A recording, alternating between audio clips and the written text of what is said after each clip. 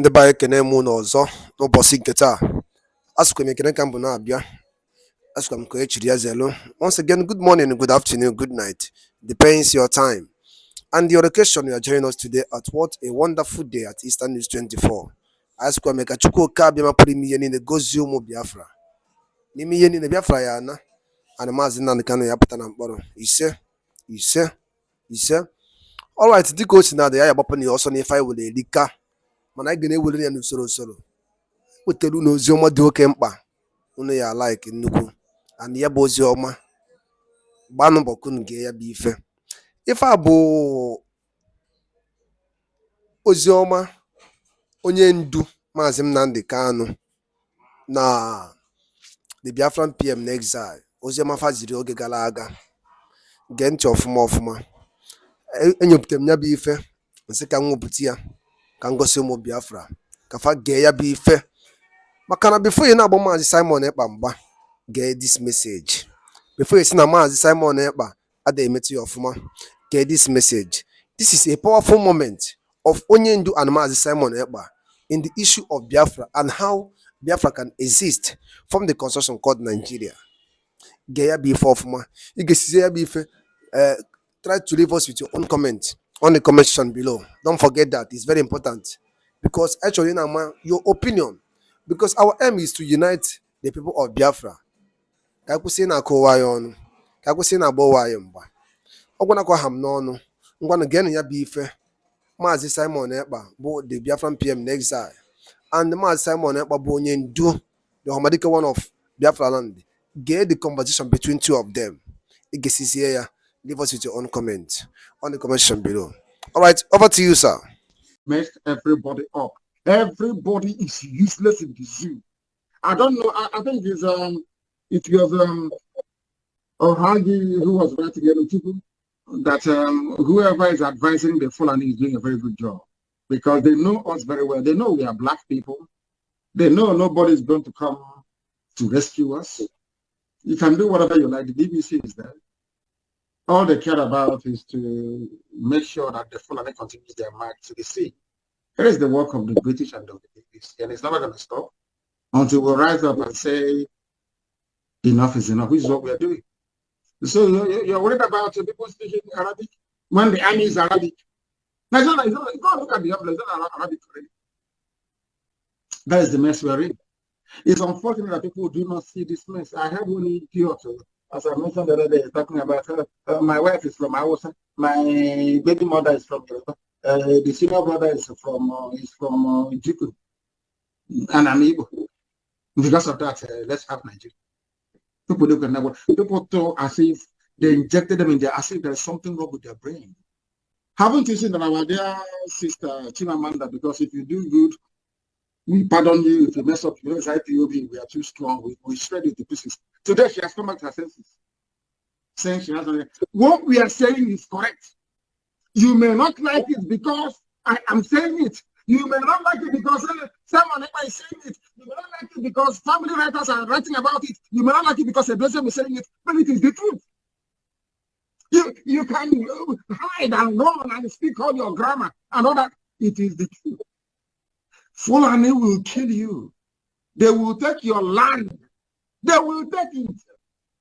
And the BBC will cover up for them. So you don't know.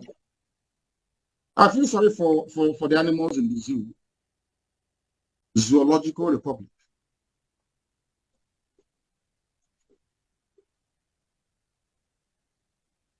Thank you very much. Are you there? I'm here. I can hear you very well. All right. Very good. So, these people, the attack is still going on, and they are battling with the thing at the same time. They are removing people. They remove people. That's what they do. We have over 10,000, 9,000 plus. They have removed nearly 2,000 people. That's what they do. They ignore them and continue. Yes, they are throwing me off balance, but we have to continue. Now, when you look at some of the international laws on statehood, like you mentioned about that UN have all these laws and all that. Of course, They are not paying attention. So I just want to, read some of the things that to simplify the actions of the United Nations that must shape the international laws of statehood. Man, those things that shape the international law for statehood, for example, the Biafra state. If at a point, as this thing is going now, Biafra declared state, is this: the resolution passed by the General Assembly, the decision of the International Court of Justice, the law recording codification effort of International Law Commission, and the decision by the members of by the member to enter treaty, recognize or not recognize purported state. Now, there are, in addition to this, there are 3 traditional criteria that could make people, indigenous people, to be regarded or to have a statehood. Because all these things I'm saying now is something that Biafra overqualified, like Biafra people overqualified. Now, the 3 traditional criteria is population, territory, and government. And then in defining or giving more meaning to all this, the 3 most basic and least controversial criteria of statehood come from Article 1. Article 1 of the Montevideo Convention of 1933. Now, although the treaty itself has never been officially adopted outside of the Americas, of course, we know what when it comes to international politics and international laws, Article 1 remains highly influential and is generally considered a reflection of most fundamental criteria of statehood. Talking about Biafra now, if what is going on, who knows anytime this year, who knows anytime next year, who knows anytime before 2023, if something happened that every nation in Nigeria begin to declare the statehood. Just for clarity. Now, the population, the first fundamental criterion is a permanent population. Simply put, the population of a potential state cannot be entirely composed of nomad or travelers based elsewhere. And now we are talking about the Fulanese. So you cannot, Fulani cannot have a statehood because they fall under the nomad, and or they are regarded as the travelers or they're based elsewhere. They cannot be regarded as population. And that is happening in Nigeria. This is in law. That is happening in Nigeria. Fulani is claiming Nigeria where other people understood what international law says and chased them away. They come to Nigeria where Gare and the Apu and the Ewedu and the Gusi has beclouded the sense of reasoning of the people who call themselves politicians. And they cannot know their left and right. And now Fulani has come to understand that the people that are in the front line of politics from the southern Nigeria are all Mumu, and they are using that Mumuness against every other Nigeria, which goes to what you have said, that these people are endangering your life and the life of other people while they continue to remain in Nigeria and nomad are controlled. Now, that is for population. Number 2, the territory. The second is defined territory. The borders do not need to be fully defined or undisputed. They just need to be an identifiable location. And this is where I give it to you, and I doff my cap, because a lot of people have come to attack you about bring your map. Bring your map. In international law, like I said, the Montevideo Convention, anybody can go and check it out. You have what is defined as territory. You don't need to have a map, before as you are agitating for your freedom. You do not need to present your map to anybody. At the point where we are now, the question shouldn't be where is your map. So some people are actually misleading a lot of people into putting more effort and emphasis on what is map. But rather, the law says there just needs to be an identifiable location. And you have done this in several of your broadcasts mentioning where you think Biafra should start from and where it should end. That's exactly in conformity with what this law says. Then another thing is, number 3 is government. I'm not asking you a question. I'm just backing up with what you've said. The third is an effective independent government with the capacity to enter into relation with other states. This is the trickiest of the 3 elaborated. Of course, this you have also done very perfectly and excellently well. For those who are looking for what is, how the Biafra government is going to be and all that, you have actually set example, you have actually set a pace, and actually form 2 parts in this Montevideo Convention, but essentially require states to have structured, legally independent administration that control at least some of its claimed territory and population. Some additional point to note are: a state does not have to have actual diplomatic relation. It could be under diplomatic boycott. It just needs to have capacity to have them. I believe, with what is going on now in Nigeria, we are going to come to this point of this Montevideo Convention. It may be invoked as time goes on, because when you anoba joso abaya jebe.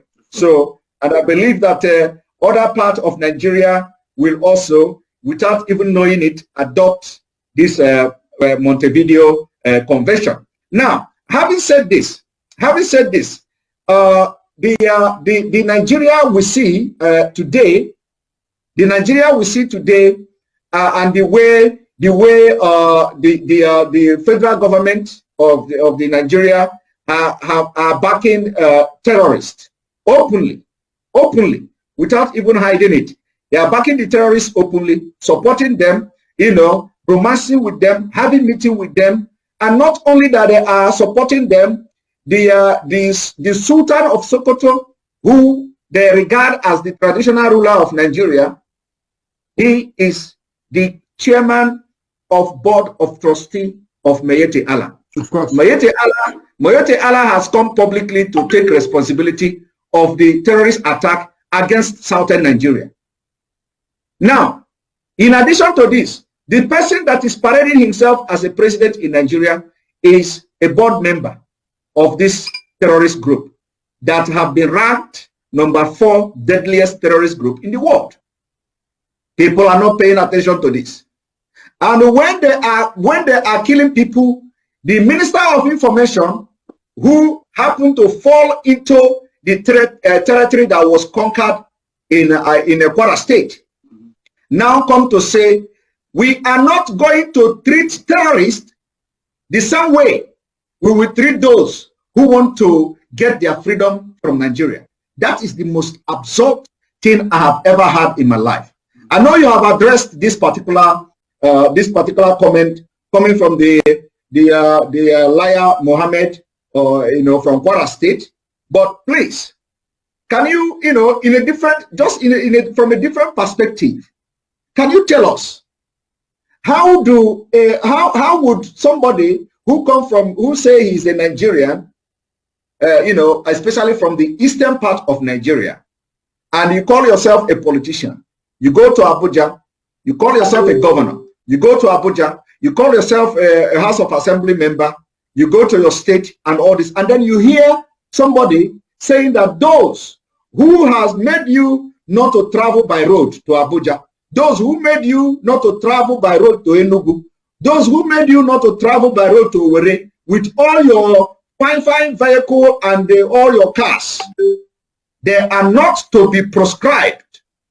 Rather, the people who say you should have your freedom are being proscribed. In Nigeria, where you actually have state judiciary, that you can actually go and approach the state judiciary and order them to de-proscribe IPOB.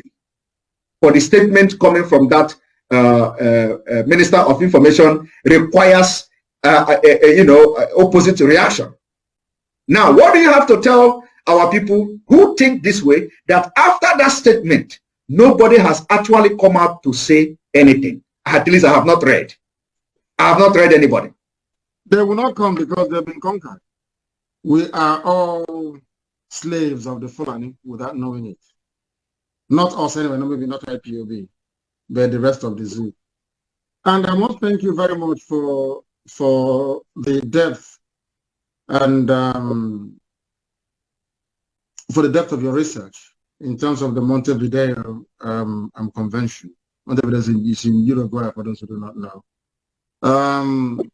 You know, the reason why I never responded to those half-baked intellectuals that keeps talking rubbish about roadmaps because they don't know anything.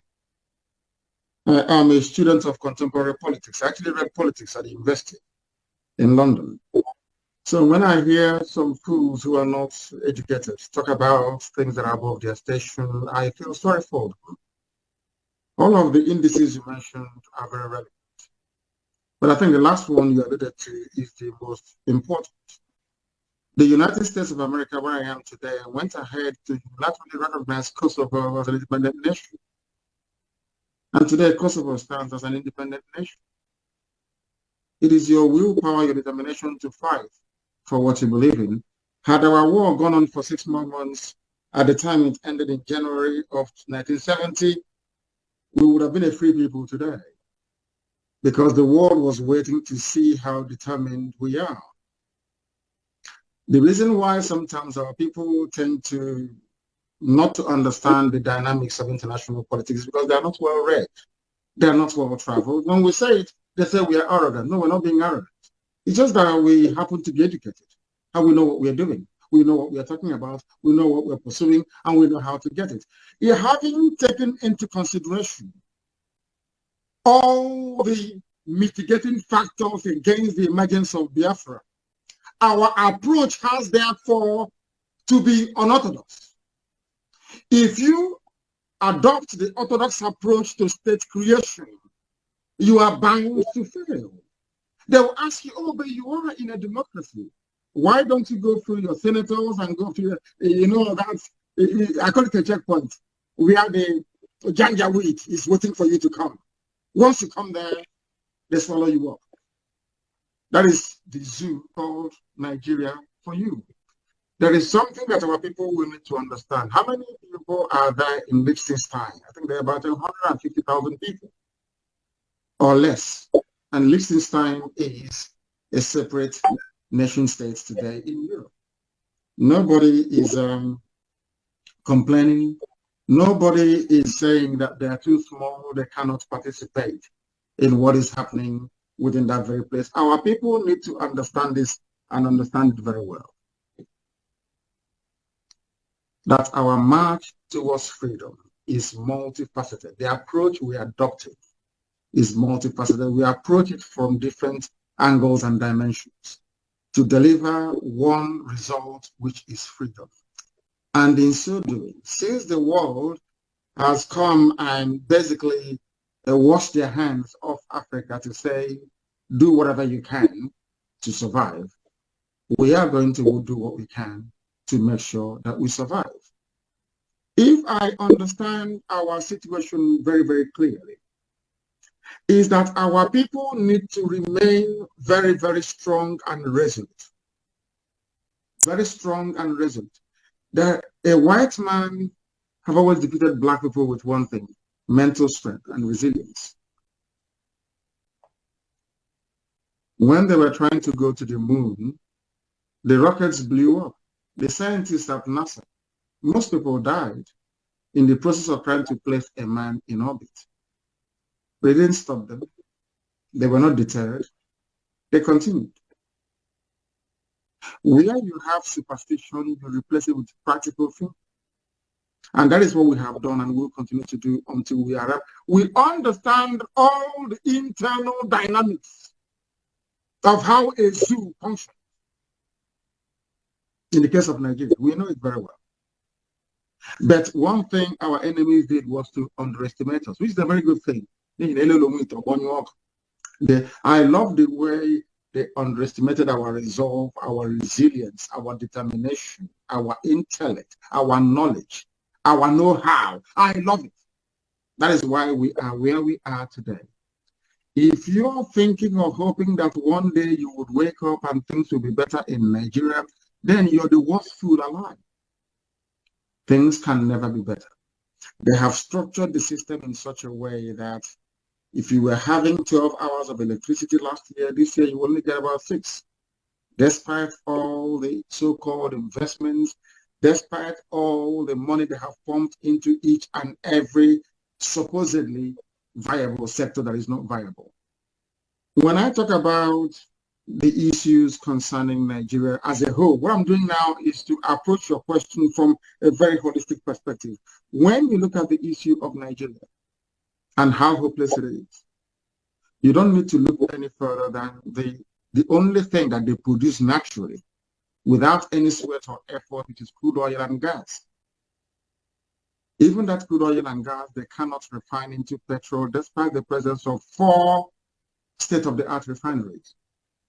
Instead, they gave license to a Fulani man to go and build his own special refinery. That means that all of us are slaves already, without knowing it. Until we realize, until the Oduduwa wake up one morning to say that the best way we can defeat these people is by the East and the West being together. The Yoruba and the Igbo, so to speak, Biafra and Oduduwa, must be together in order to defeat this, because Fulani people, they have one thing that we do not have. They have a godfather who is a member, who is one of the 5 permanent members at the United Nations Security Council, in this case, the United Kingdom. UK will never love you. They may respect you, but they will never love you. The only people they are interested in are the Fulani Janjaweed in the north. So Fulani has an advantage already. Therefore, the only way for us to counter them is through our resilience, our stubbornness, our determination, our never say die attitude, and our ability to work with our closest neighbors, in this case, the Oduduwa, to stand strong and to say enough is enough. If we allow what is happening today to continue to happen, I'm afraid we'll be having these discussions, and what we'll be saying is the number of people who have been killed, where the burials are taking place, because only us will talk about it. No major media in the world will. You don't have $30 billion. That's what the Fulanis have. Over $30 billion to lobby, to make sure that CNN doesn't do anything about your plight, to make sure that the BBC doesn't. And on top of this $30 billion war chest is their own girl who is at the UN lobbying on their behalf. And on top of that, you have Britain. Our work is cut out. But I do believe very strongly, and without any provocation, that we are going to triumph and prevail in the end. Because the God we serve is the Almighty God in heaven and not man. And if his words are to come true, which has done across the ages, then Biafra is coming and nothing is going to stop it. Thank you. Thank you very much. Thank you very much, Hamadike. A lot of people are saying that my question is too long, and they don't know that most of the things I'm just, backing up what you have said already with evidence, with the international law. I like what you did with Montevideo Convention. Anybody now asking you about roadmap, simply give them the link of Montevideo Convention in 1933. Go there and see it. That is the exactly. I thank you for that. Some of them call themselves lawyers and all that, deceiving people everywhere. Anyway, now the next thing I want to ask you is that when you look at the ESN, the Eastern Security Network, a lot of people are saying that, oh, now you have 4 militant. Now after this, now the militant is going to turn this and turn that. Of course, I want you to explain this in a different perspective, from a different perspective, looking at the difference. What we have in the ESN is completely different from anything you can see from anywhere in Africa. Yes, ESN is there to make sure that our land is not taken over by the Fulani Janjaweed. That's all. In the process, if you happen, because for Fulani to get land in your village, they must have an agent. They must have an Igwe or PG that will show them the land or sign contracts with them. Or in most cases, you have a political errand boy in Abuja, probably making his master very happy. Some of these people that forgot their boxer shorts in one hotel or the other over there after meeting an Alhaji, one of these people may bring them back into your village. Those people are also our enemies. So we are not only pursuing the Fulani Janjaweed, we are also pursuing those who are giving land to them so that they understand that what they are doing is intolerable and cannot be condoned. That's exactly what we are doing. And we cannot go outside that very limit. Never, ever, ever. But if you connive with the police, connive with the army to attack any formation of ESN or any IPOB member undertaking the work of state, then you are inviting our wrath upon your head, because we will not forgive nor forget. It's as simple as that.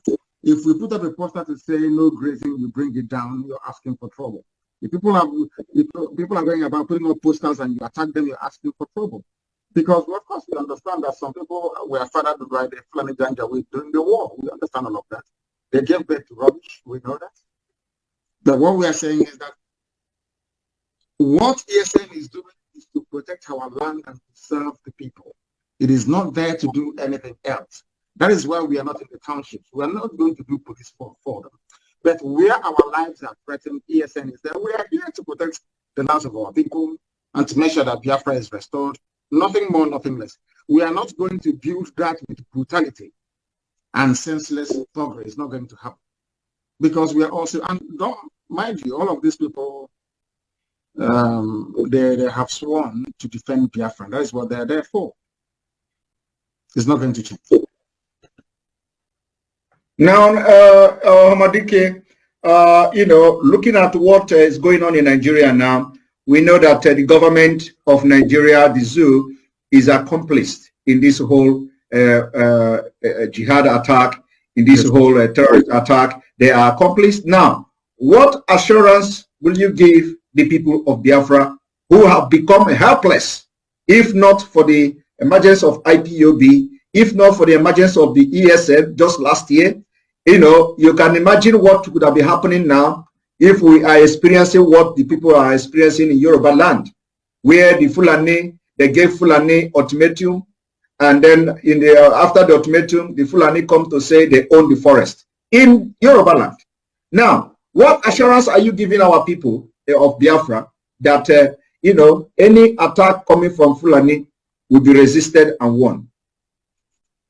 They should know that, because we know that the Nigerian state is an accomplice to what is going on, because there is no president. Nigeria has no president. Buhari is dead. Everybody knows that. Even a fool knows that very well.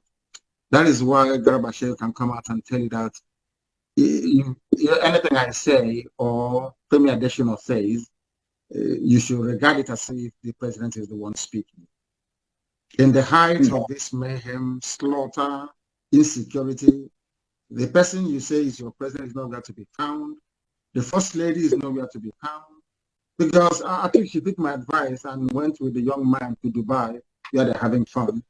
Who knows? I think she's over 50 now. I don't think she can get pregnant again or not. Having fun. If not, in the next 9 months, you hear that Aisha has given birth to a bouncing baby boy, baby girl. But she's having fun in Dubai with her boyfriend, wearing Buhari masks, deceiving people, those that claim they went to school. Where is your first lady? I'm saying this in line with I want people to understand that not only is the government of the zoo, the Janjaweed government, complicit in what is going on in the terrorism. They brought in terrorism into Nigeria. Fulani, deliberately, not by a few individuals, not like Mike Asine. This is the government themselves, Ansarok, brought in terrorism into Nigeria. Where is Aisha? First lady, where is she? I feel sorry for black people. Let me tell you one thing. What is happening in Yoruba land cannot. They know who we are now. Britain must have told them that these people that are not cases, though. Don't try them anyhow.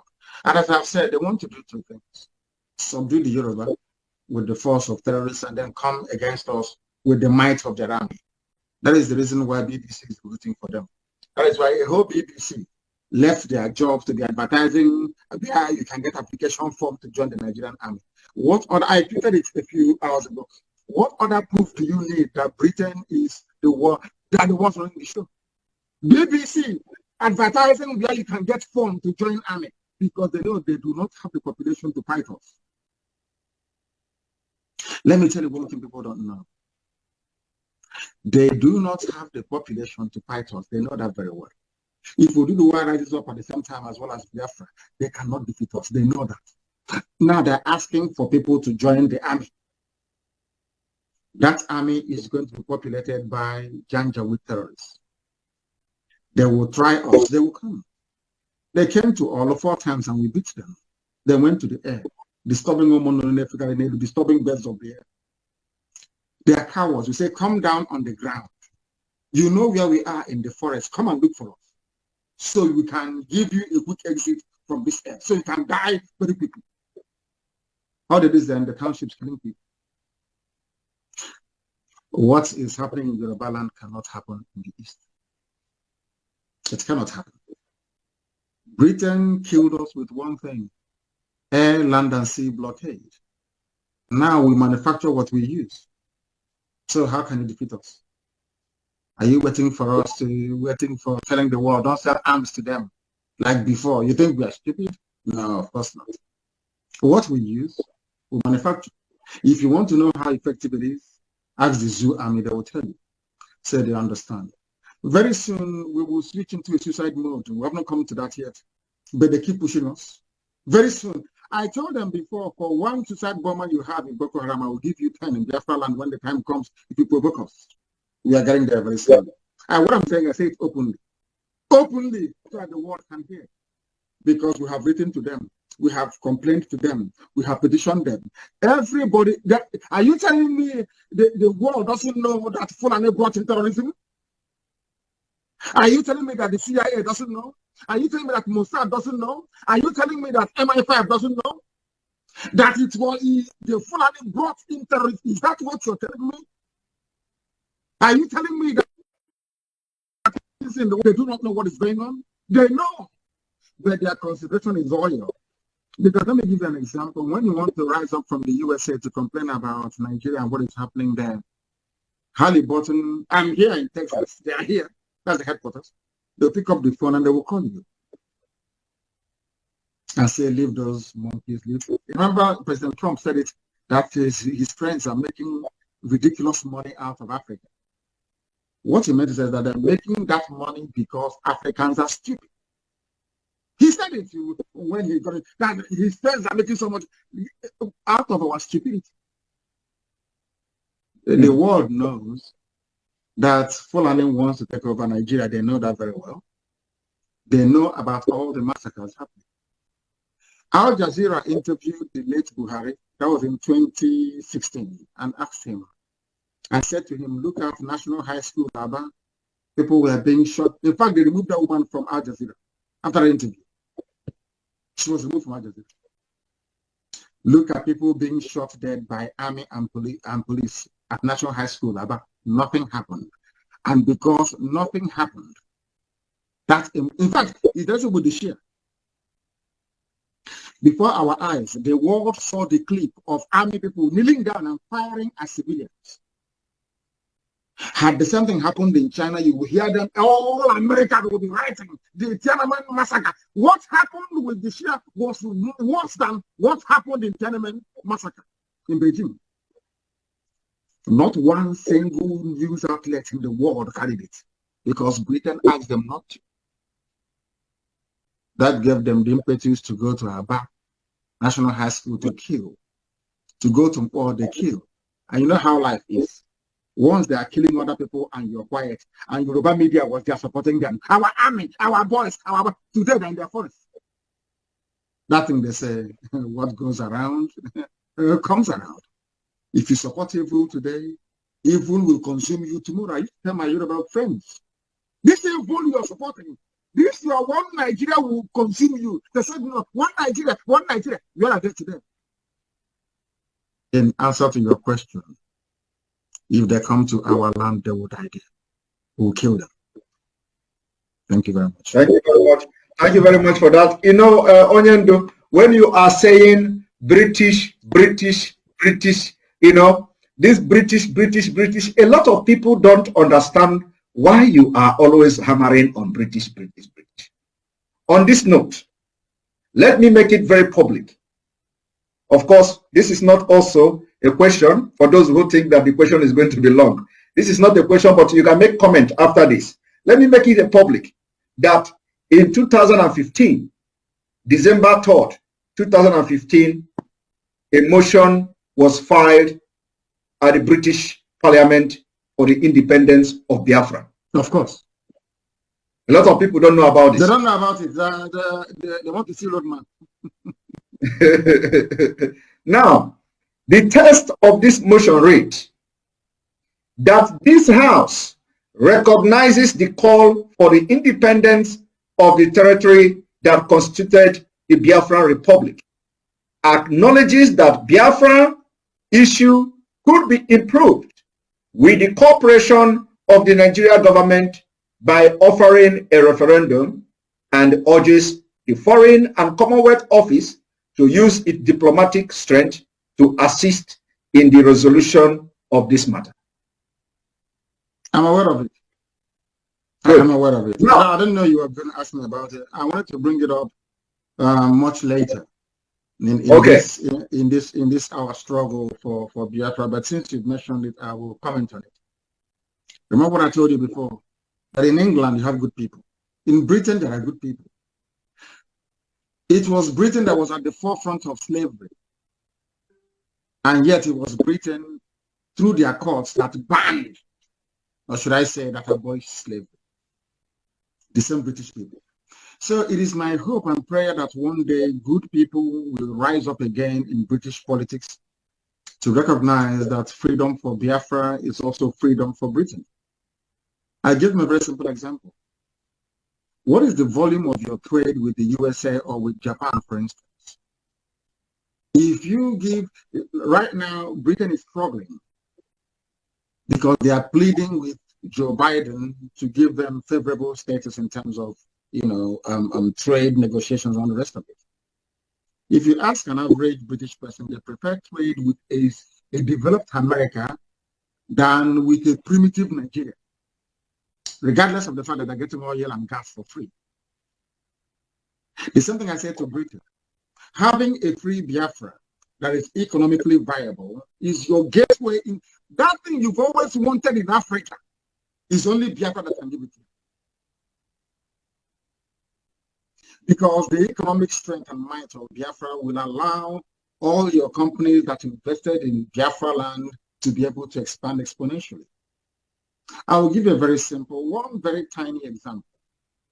Do you think that people eat enough balanced diet? The answer is no, because there is no milk. The milk these are condensed milk. These are processed milk, not fresh milk. That is one thing that stupid Mietiala cannot get into their useless call. They can have viable animal husbandry industry that provides fresh milk for people.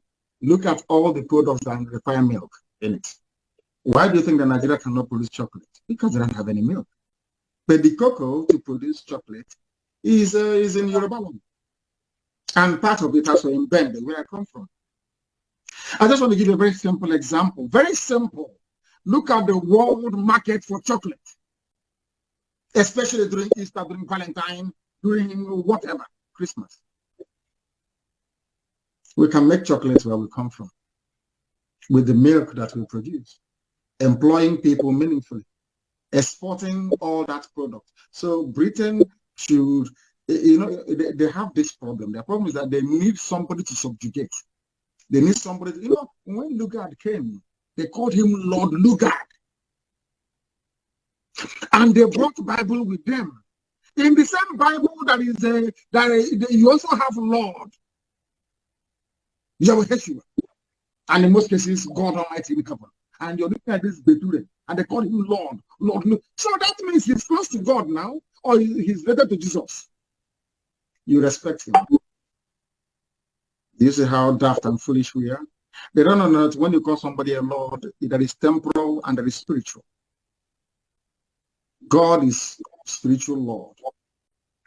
Those in the house of laws, they are temporal. But you know, you have to go to school to understand all these things. And it's not our fault that we're educated. That is the way where we are. It's not our, it's education, sound education. Thank you very much. Thank you very much. And that reminds me, when some people call Lord Nnamdi Kanu, Mazi Nnamdi Kanu, a lot of people get upset. But they go to England, though. If you ask them who created that, they say Lord Lugard, very proudly. They won't say Pharaoh, they say Lord Lugard. Because that Lord is a white man. Nnamdi Kanu is a black man. How can I call a fellow animal from Africa Lord? When there are white people there. Sorry about this. Yes. So black people. Yes. Now, when you look at, from what you have just said now, you explained something very, very important. And that reminds me, when you look at what is going on globally, you find out that people of the southern Nigeria, and then we bring it down to Biafra people, like Ngozi Okonjo-Iweala today, you see that she is being celebrated, and a lot of people are doing things all over the world. Now, I want you to tell us, how would Biafra, you know, if Biafra become a nation today, how would these people, the experiences, from what you have gathered, from the information you have all over the world, when you have traveled to where Biafrans are doing great, how do you think that Biafra will do this differently from Nigeria? Not just from Nigeria, but from other countries of the world. Are we going to, are you assuring people that Biafra will harness all the experiences of Biafrans scattered all over the world? And that, how do you intend doing that? They may actually contaminate what we have, because in Biafra land, as I told you before, what we are using to defend our land, we manufacture ourselves in Biafra land. And those people, some of them didn't go to school. In Biafra land, economists are born. Engineers are born. From your mother's womb, you're an engineer, because we're a blessed race. From your mother's womb, you can perform miracles and wonders. Have you not seen people building power plants? Little children building toys, remotely controlled? Have you not seen them doing marvelously well and doing wonderful things? Are we not the ones that manufactured the first indigenous car in Africa? We don't even need to go abroad. Those abroad will be begging to come back home to participate, because we have it in abundance. It's about harnessing the potentials of these people and bringing to the fore. We are not going to suffer what other black people suffer from in Africa. If you are better than me at doing something, I will concede to you. I will step down and you will take over, because you will do it better than I can. That is the mentality we're going to go into Biafra with. Everybody will be accommodated. But those who are excellent, it doesn't matter. I'm not going to say, oh, because Nnamdi, my child is not as brilliant as your own. Because of that, your child is not climb. It has to be my own. God forbid. Excellence. We are going to celebrate excellence. We are going to reward those that serve their nation. Not noisemakers, not empty barrels, not criminals and vandals, no, heaven forbid. And above all, there will be no police carrying guns on the street, so you can think properly. People don't understand this. In Biafra land, you can live your life. Unless we are at war, you cannot see a soldier on the streets. So you can think properly. Because we've been traumatized by this youth. They have dealt with us. So we are going to build a novel country. Britain knows this. Britain, they know this. They don't want Biafra to come because they know that Biafra will put every other person to shame. That's why they don't want it. If not, give us Biafra now. Give it to us. Okay, say it to us. Give us Biafra for 5 years. If it's not viable, you go back to Nigeria. They know what we can do. That's what I want to say. We have abundance of time. Did you train as a journalist? No. Then that answers the question. We don't need anybody. We welcome those from outside, though. No problem. Some of them said if Biafra were to come today, some of them will leave their things here and follow me, and they will go back home. They will come. We are going to accommodate them. But because you speak English in a particular way, it doesn't mean you're intelligent. Doesn't mean you're. We have seen all this nonsense now. Those that spoil Nigeria, they are those speaking long grammar, isn't it? Those speaking too much grammar. They're the ones that ruin life for everybody else. So if they can come, we can accommodate them. But in Biafra land, in Ezurok, everything is complete. Thank you. Thank you very much. And I know that you are very, very tired, you know, because they are, first of all, the attack on this this whole thing before we start almost threw me off balance. Almost threw me off balance. I never expected it, honestly. But thank God we managed to have come this far. One thing I'm going to ask you, I think it's going to be the last question before I will allow you to rest, because you know you have been on this journey for a very long time and every day on the phone and all that. So I'm going to ask you one last question. The question is this: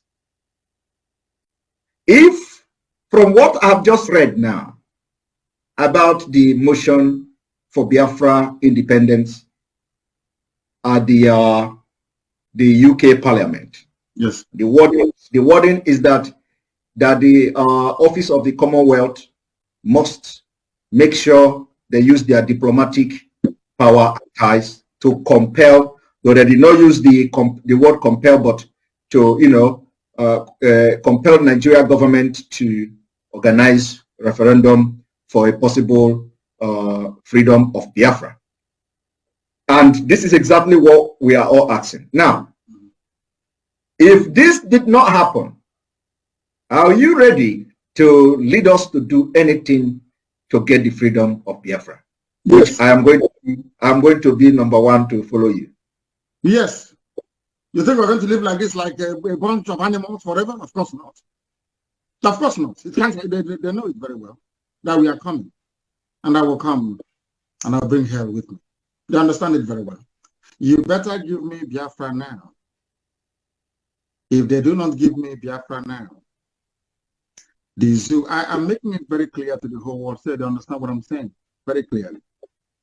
So that by the time that we are gone, history they will remember the deeds of God upon our lives.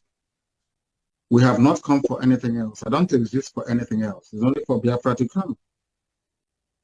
If you're not going to give me that Biafra, I will destroy everything that I see on my path. I'm being honest with you. There is no other outcome. Forget about all those speaking grammar and that's rubbish.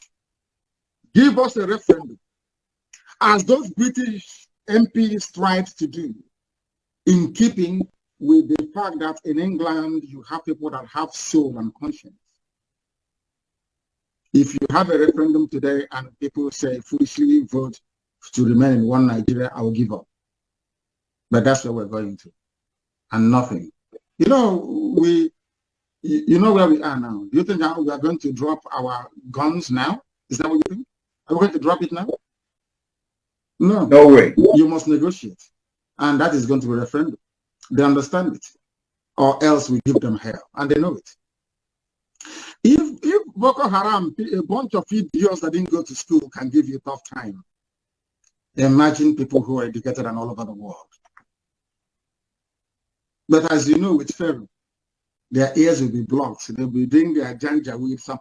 They will think, oh, we have a Hanese, we have George Obiozo, we have the likes of Hope, which of them we shall prevail. But you'll hear their stories soon as well. We're not going back. Oh. We have come to die for what we believe. Thank you very much for having me, Simon. And continue your good work. And don't allow Satan to get into you. Don't. Never. Never. Thank you very much, Ohamadike. DK Ana Bogunanya. Greetings from people from Canada. Greetings from people from Australia. Greetings from people from almost all European countries. As I am talking with you, you notice that my face has been on the, you know, I'm reading messages. People are sending messages. Everybody from different parts of the world telling me to greet you. particularly people from Canada, are asking, when are you coming to Canada? Let them find a cure for COVID and I'll be there. COVID is everywhere. Okay, they're listening to you. They're listening to you. Thank you very much, our leader. And for those of us who are, in the media, we are promising that we are not going to fail the Biafra people. We will work tirelessly until Biafra comes.